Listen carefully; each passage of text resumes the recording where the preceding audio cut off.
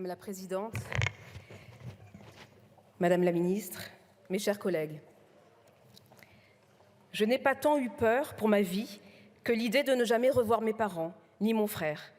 Paroles glaçantes d'une jeune femme arménienne au lendemain des attaques des 12 et 13 septembre dernier à Sot, village arménien se situant à l'intérieur de la République d'Arménie, à 10 km de la frontière avec l'Azerbaïdjan.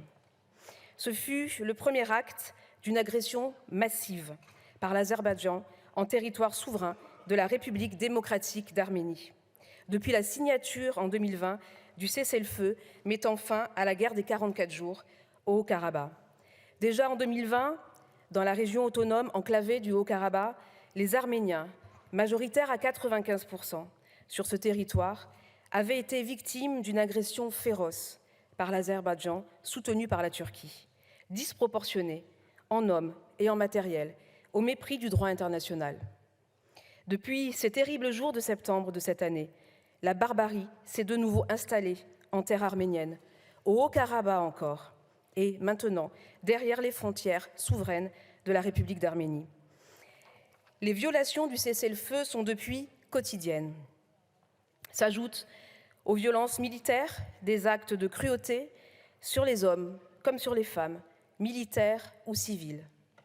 Des violences psychologiques aussi, visant à intimider et déstabiliser les populations arméniennes, en diffusant par exemple, par des haut-parleurs placés à la frontière, des messages de haine, des menaces au cri d'Allahu Akbar, ajoutant à une présence volontairement visible et provocante des soldats azéris. Depuis 2020, ce sont des milliers de morts, militaires et civils, des centaines de prisonniers, détenus dans des conditions d'humiliation contraires au droit international de la guerre, des milliers de déplacés que nous devons déplorer en République d'Arménie et dans la région du Haut-Karabakh.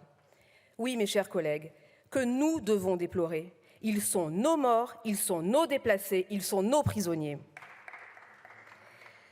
Oui, mes chers collègues, l'Arménie est le berceau de notre civilisation judéo-chrétienne, dont les traces veulent être effacées par l'alliance turco-azérie et leurs mercenaires djihadistes, notamment dans le Haut-Karabakh, où le patrimoine ancestral arménien est volontairement détruit depuis 2 ans, où les Arméniens doivent se rendre dans leurs églises lorsqu'ils le peuvent, protégés par des policiers.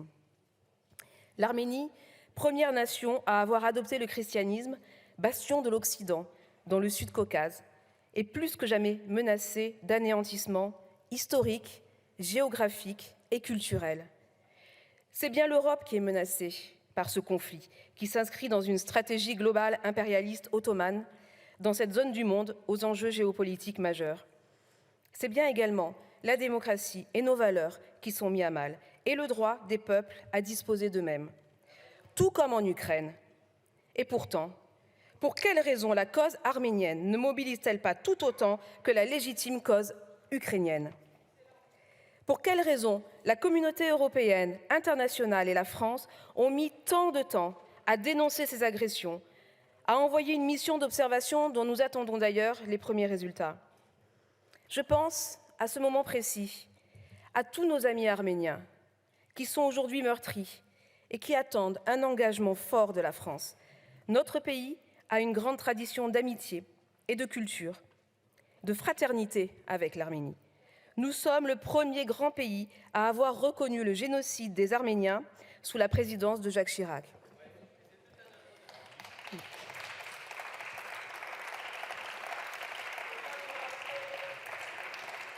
Je pense aussi aux 500 000 citoyens français d'origine arménienne, descendants des rescapés du génocide de 1915, une des plus importantes communautés dans le monde.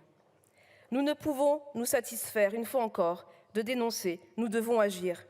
Des sanctions fermes et fortes doivent être prononcées à l'égard des dirigeants azéris afin de les empêcher de poursuivre leur funeste vœu d'anéantissement des Arméniens et de l'Arménie. Il n'est plus aujourd'hui envisageable que l'Europe finance indirectement l'agresseur azéri en ayant doublé nos importations de gaz. Alors, bien sûr, notre groupe soutiendra et votera en faveur de cette résolution et demande solennellement que l'ONU soit saisie afin d'envoyer une force d'interposition qui permettra de poursuivre des pourparlers solides afin d'établir une paix durable entre l'Arménie et l'Azerbaïdjan qui rétablisse la République démocratique d'Arménie dans ses frontières souveraines. Merci.